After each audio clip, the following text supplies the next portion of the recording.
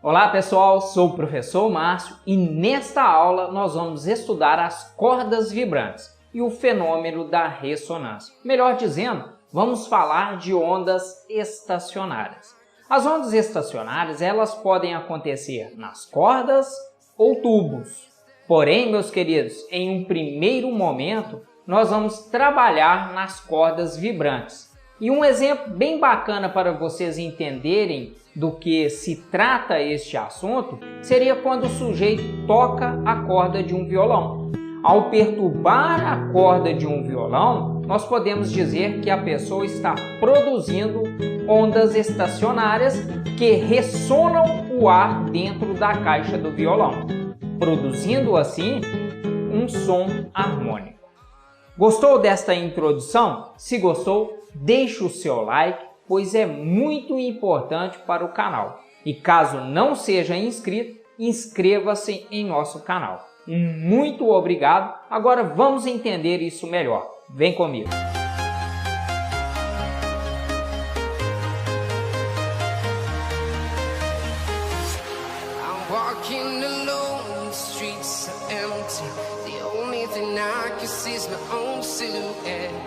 Pessoal, a primeira coisa que a gente tem que entender é que a velocidade de propagação da onda numa corda ela é medida através da equação de Taylor, ou seja, a velocidade é igual à raiz quadrada da força dividido pela densidade.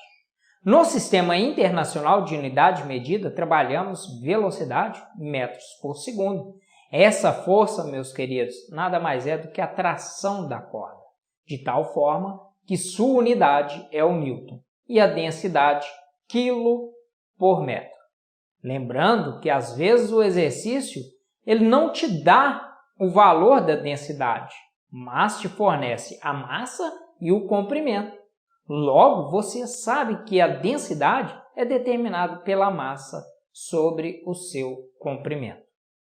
Meus queridos, é por isso que as cordas do violão ela tem espessuras diferentes, ou seja, densidades diferentes, de tal forma que estas cordas elas são atarrachadas. Melhor dizendo, o sujeito quando ele vai tocar o violão, ao perceber o som produzido, de tal forma que ele não esteja adequado, isso no entendimento musical afinado, o carinha começa a apertar essas tarraxinhas aqui, ó, da corda, ou soltando ela através dessas borboletas que fica no braço do violão. E quando ele faz isso, ele estará variando a força de tração, a qual as cordas estão submetidas, tudo bem?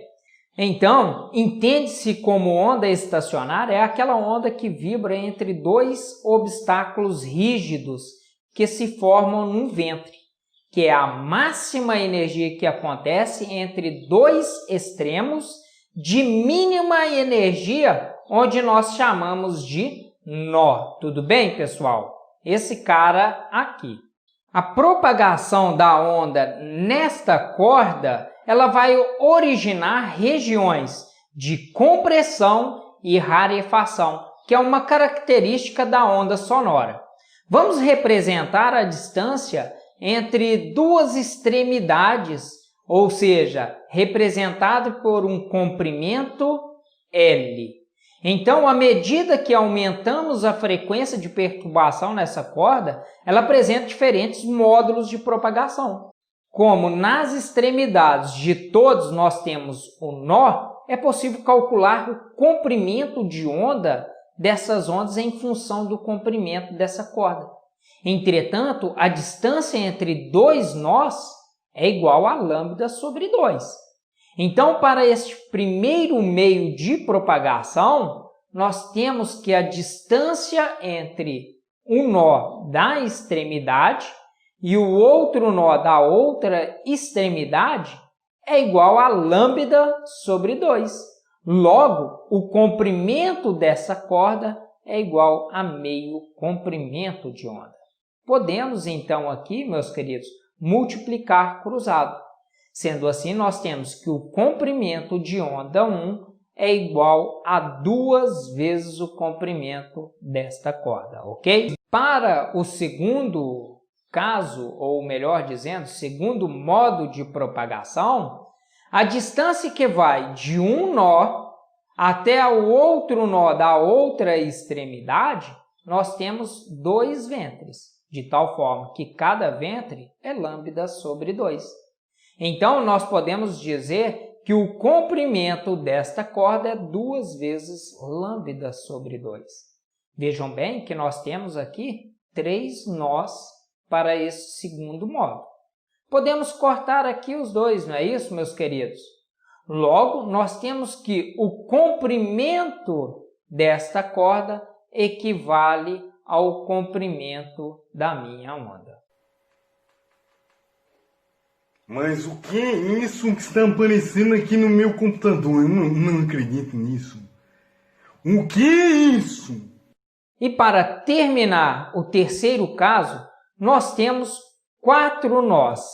Então, nós temos que o comprimento da minha corda L é igual a 3 vezes lambda 3, que nós vamos representar por esse cara, dividindo por 2. Organizando aqui, multiplicando cruzado, né? Vai ficar 2 vezes L dividido por 3. Sendo assim, nós podemos representar que o comprimento de ondas estacionárias produzido nessa corda é igual a lambda n igual a 2 vezes L dividido por n, sendo que n é igual a 1, 2, 3, 4, 5, infinitamente aqui, tudo bem? Como é sabido, a velocidade é igual ao comprimento de onda vezes a sua frequência. Vamos isolar a frequência. Fica que a frequência é igual a velocidade dividido pelo comprimento de onda. Sendo assim, a menor frequência onde nós vamos representar por F1 está associado ao maior comprimento de onda que nós temos, onde nós vamos representar por comprimento de onda 1. Isso equivale a 2 vezes L, ok? Logo, a frequência, meus queridos, frequência de n é igual a velocidade dividido pelo comprimento de onda em m. Quem é o comprimento de onda em n? 2L dividido por n. Como nós estamos falando da frequência 1, da menor frequência, nós temos que a frequência 1 é igual a velocidade dividido pelo comprimento de onda 1. Comprimento de onda 1, que é 2L sobre n, ok? Olha só, 2L dividido por n. Esse n é o número de harmônico que nós temos, que equivale a 1, não é isso? Matematicamente, a gente pode organizar aqui, fazer bem devagar então. A frequência 1 é igual, repete o primeiro e multiplica o inverso do segundo. Então, nós temos que a frequência n é igual a n vezes v, dividido por 2 vezes L. Lembrando que L é o comprimento da minha corda, ok? Substituindo, nós temos que a frequência 1 é igual a velocidade 1, 2 vezes L. Márcio, cadê o n? O n é igual a 1, que é o 1 harmônico que nós temos aqui. Sendo assim, 2 vezes L. Tudo bem?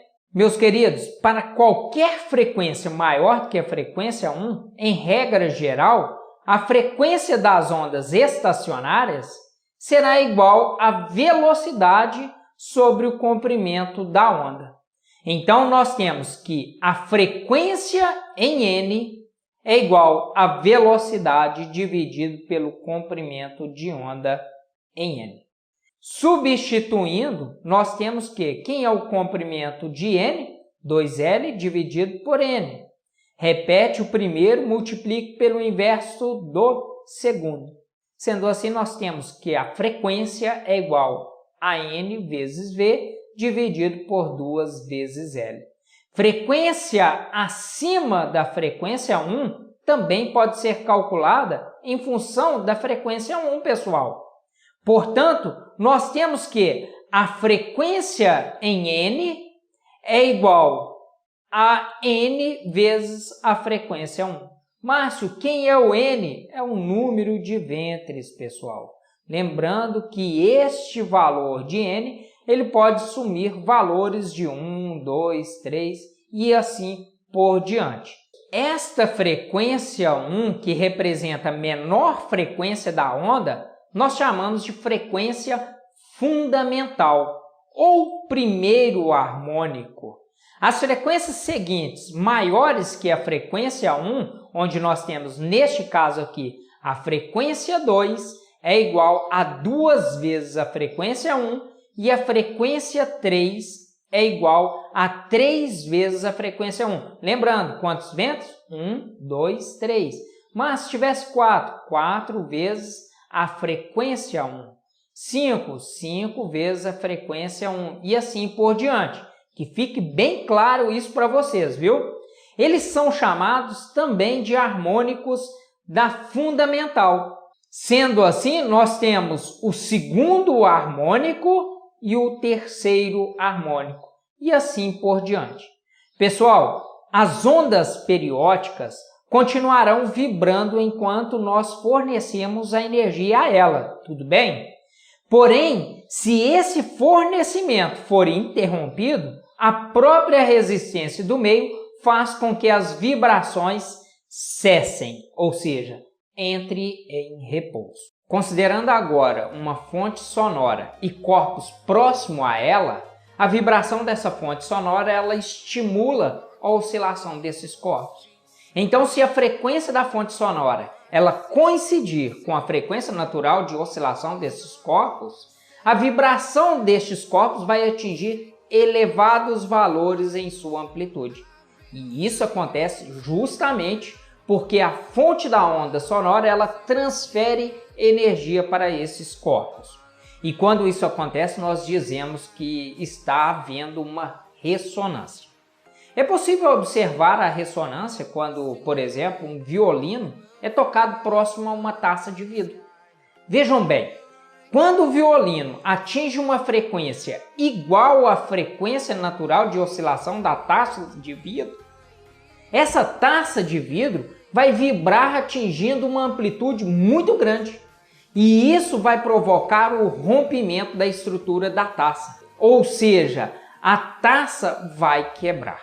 Que viagem é essa, velho? Bom, pessoal, espero que tenham gostado desta aula e continue estudando conosco aqui no nosso canal Isso é Física. Quero desejar um Feliz Natal e um próspero Ano Novo. Lembrando... Isso é física! Isso.